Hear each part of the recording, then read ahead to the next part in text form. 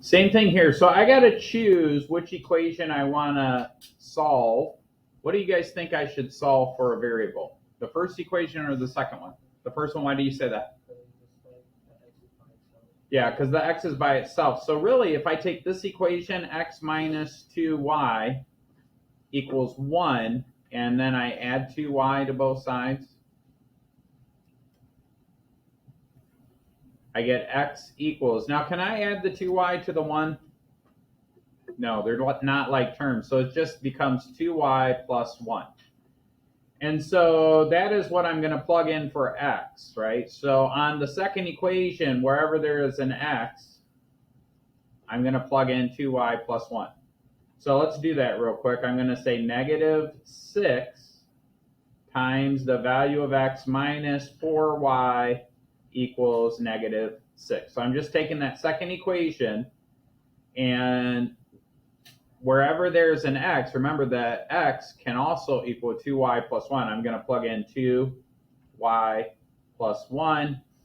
I'm going to distribute that through the parentheses. Negative 6 times 2y is negative 12y.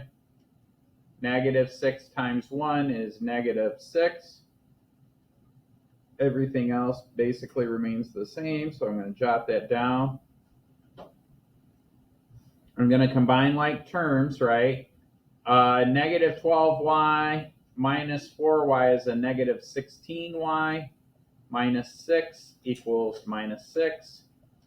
Next, I'm going to add 6 to both sides. These cancel. I get negative 16y equals 0. 0 is a number, so that's okay. Next, I'm going to divide everything by negative 16, and I get y equals 0. Am I done? No.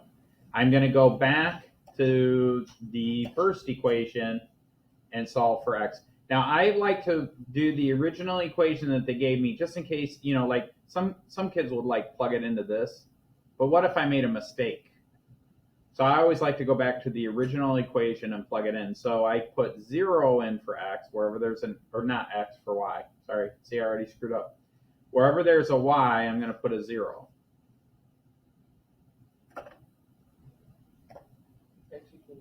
Yeah, so this becomes 0, and you get x equals 1. How do I double check that? Graph it.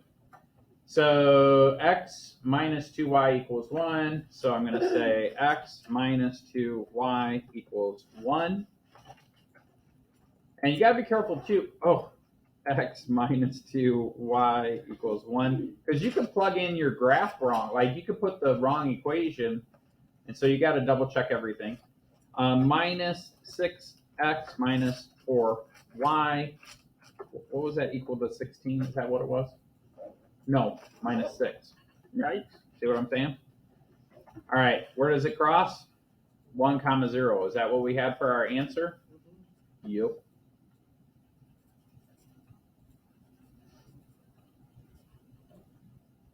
And we'll sneak this in here somewhere.